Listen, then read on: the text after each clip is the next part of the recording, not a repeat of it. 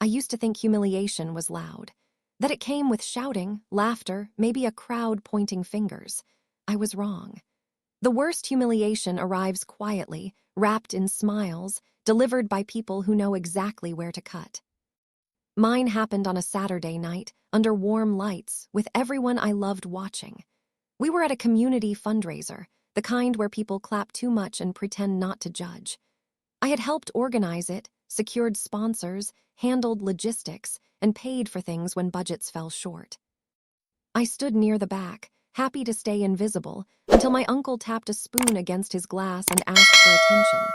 He smiled at me first. That should have warned me. Instead, he said my name, thanked me for trying, and then joked about how I was still living alone, still chasing ideas that never quite worked. Laughter rippled across the room. Someone added a comment. Someone else nodded like it was all obvious. I felt heat crawl up my neck while my family watched and said nothing. No one defended me. No one changed the subject. They let it land. Afterward, my mother squeezed my arm and whispered that he didn't mean anything by it, that I was too sensitive. My cousin said it was just humor. My sister avoided my eyes. I went home that night and lay awake replaying the moment, wondering how something so small could feel so final. I didn't confront anyone. I didn't cry. I did what I always did. I went quiet. Over the next weeks, the jokes continued, subtle and sharp. At dinners, someone would ask when I was getting a real job. At birthdays, someone would mention how lucky I was not to have responsibilities. They liked the version of me that absorbed their assumptions without complaint. What they didn't see was that I was already stepping back, slowly and deliberately, like someone easing their hand away from a hot surface without making a scene. I had spent years being useful. I helped with paperwork, fixed problems, covered gaps. I knew everyone's numbers, debts, and deadlines. I was the person they called when something went wrong, the one who stayed calm while others panicked. They confused my reliability with permanence. They thought I would always be there, smoothing edges, making things work, accepting scraps of respect in exchange for stability. When the humiliation happened, something shifted. Not anger, not yet. Clarity. I started noticing how often my effort was invisible until it was needed. How quickly my worth shrank when it could be laughed at. How comfortable they were using me as a punchline because they believed I would never stop showing up. So I stopped showing up just a little at first. I declined invitations. I answered messages later than usual. I stopped volunteering information. When someone asked for help, I said I was busy. When they pressed, I said I'd get back to them. I watched how easily they assumed I was still handling things behind the scenes. They kept making plans that relied on me without asking. They spoke about future projects as if my time was already allocated. It would have been satisfying to call them out, to list everything I'd done, to demand respect. But humiliation had taught me something restraint never could. People don't value what you explain. They value what they lose. The first crack appeared when a deadline slipped. Then a payment was late. Then a minor issue became inconvenient without me smoothing it over. Questions started coming in, framed as concern. Was I okay? Was everything fine? I answered politely and vaguely. I didn't correct their assumptions. I didn't defend myself against old jokes. I just kept stepping back. The contrast was invisible to them at first, but it was building. Every system I'd quietly maintained began to wobble. Every shortcut I'd provided disappeared. I watched from a distance, not with glee but with a strange calm. This wasn't revenge yet. It was alignment. I was letting reality catch up to the story they'd told about me. One night, weeks later, my sister called. She sounded tired. She asked if I could come by and help fix a situation that had grown messy without me. She didn't apologize. She didn't mention the fundraiser. She assumed my availability like it was a law of nature. I listened, asked a few questions, and then said no. There was a long pause, heavy and unfamiliar. She laughed nervously and said I was joking. I told her I was. I said I hoped they figured it out. When I hung up, my hands were steady. That was the moment I understood something important. Humiliation had been the opening move, not the end. They thought they had diminished me in front of everyone. What they didn't realize was that they had also shown me exactly how little protection my presence offered me. And once you see that, you stop giving it away for free. The silence after that call changed the temperature of everything. I could feel it in the way messages slowed, in the way family group chats went quiet and then suddenly active again without tagging me. Decisions were being made elsewhere, awkwardly, without the person who used to translate chaos into order. I didn't announce my absence. I let it speak for itself. When you remove yourself without drama, people are forced to listen to the echo. At first, they filled it with excuses. They said I was busy, stressed, going through a phase. They told each other I'd be back once I cooled down. That assumption became their anchor, and they clung to it even as things began to unravel. The fundraiser account was the first to tip. A reimbursement hadn't been filed correctly. Then a vendor followed up about an unpaid invoice. Someone forwarded me an email thread by mistake, full of confusion and half-answers. I read it and closed it. I had spent years being the invisible glue, and now the pieces were separating in slow motion. It wasn't dramatic. It was administrative, and that made it harder to ignore. You can dismiss hurt feelings. You can't dismiss missing signatures and unanswered questions. Then came the calls. Not apologies, not yet. Clarifications. Requests dressed up as check-ins. My uncle left a voicemail saying he was just making sure I was okay after that little joke, as if shrinking it would undo it. My mother asked if I was holding a grudge.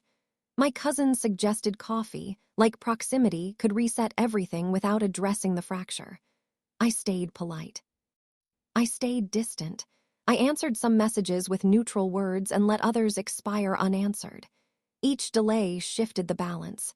Each non-response forced them to confront a version of me they hadn't prepared for, one that didn't rush to restore comfort.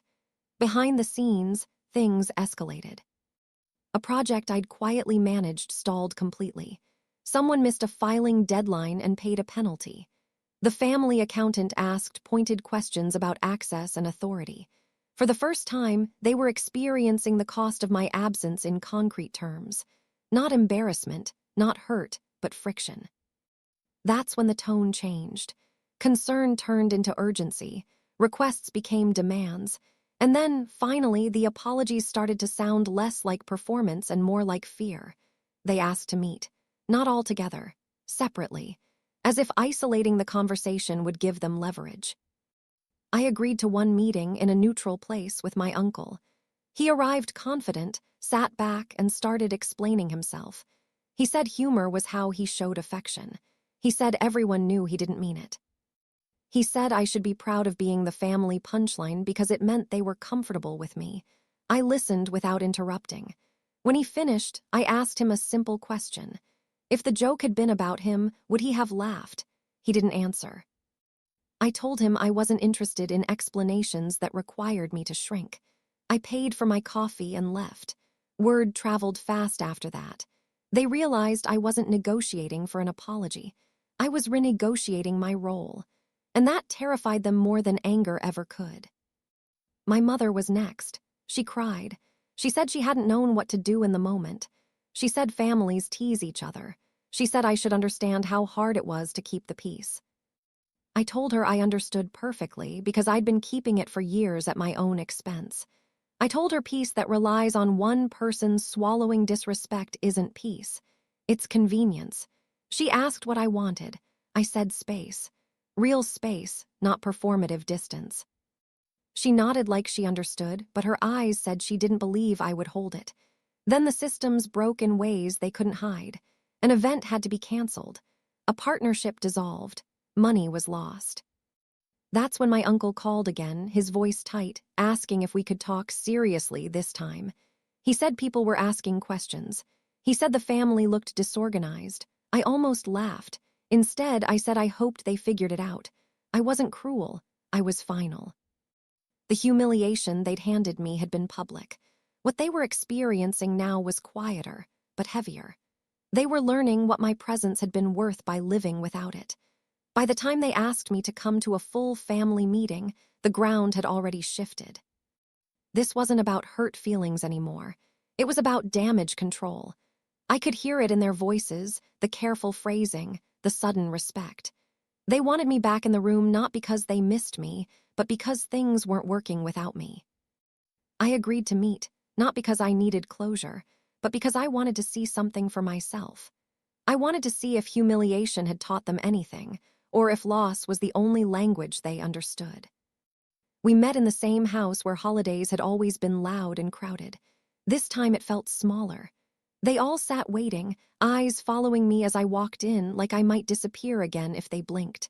My uncle started talking first. He apologized. Properly this time. No jokes, no minimizing. He said he'd crossed a line. He said he hadn't realized how much I did. That sentence landed heavier than the apology itself. My mother added that they'd taken me for granted. My sister nodded, quiet. For the first time, no one interrupted me when I spoke. I told them I wasn't there to punish anyone. I wasn't there to relive the fundraiser or extract public remorse. I was there to set terms. I told them humiliation doesn't vanish just because someone says sorry. It changes how you see the room, how safe you feel inside it. I told them I wouldn't accept being the invisible backbone anymore. No more assumptions about my time, my energy, or my willingness to absorb disrespect. If they wanted me involved, it would be by invitation, not expectation. If they wanted help, it would come with clarity and credit. And if anyone ever turned me into a joke again, I would leave without explanation and without return. I wasn't angry when I said it. That made it harder to argue with. They agreed to everything quickly, too quickly. Desperation has a way of making people flexible, but agreement wasn't the point. The point was follow-through. I didn't jump back into my old role. I didn't fix everything overnight. I let them sit in the consequences a little longer. I showed up selectively. I asked questions instead of answering them. I let mistakes stand instead of rushing to correct them. And something interesting happened. They adjusted. They learned. They became more careful with their words, more thoughtful with their requests. Not perfect, but different. Months later, someone new joined the circle, a partner of a cousin who'd heard the story secondhand. At a dinner, they made an offhand comment about how I was the organized one, said with a laugh that felt familiar. The table went quiet. Before I could respond, my uncle spoke up and said firmly that I was much more than that and that jokes like that weren't welcome. The moment passed. No laughter followed. I felt something loosen in my chest, not vindication, recognition. People love dramatic revenge stories where someone gets exposed or humiliated in return. That wasn't my ending. My revenge was structural. It was removing access, changing expectations, and letting absence do what arguments never could. Years later, my uncle did ask for mercy, in his own way. He said he missed how things used to be, how easy it all felt. I told him ease built on someone else's discomfort isn't something I miss. He nodded, and this time he didn't argue. If you're listening to this and thinking about a moment when you were laughed at, dismissed, or quietly diminished, I want you to know something. You don't have to explode to reclaim your power. You don't have to prove anything to people who benefit from misunderstanding you. Sometimes the strongest response is distance. Sometimes the lesson lands only when your absence creates a problem they can't joke their way out of. Humiliation tried to shrink me in front of everyone. Time, boundaries, and silence taught them exactly how big my presence had been. And when they finally begged for mercy, it wasn't because I struck back. It was because I stopped holding everything together for people who didn't protect me when it mattered.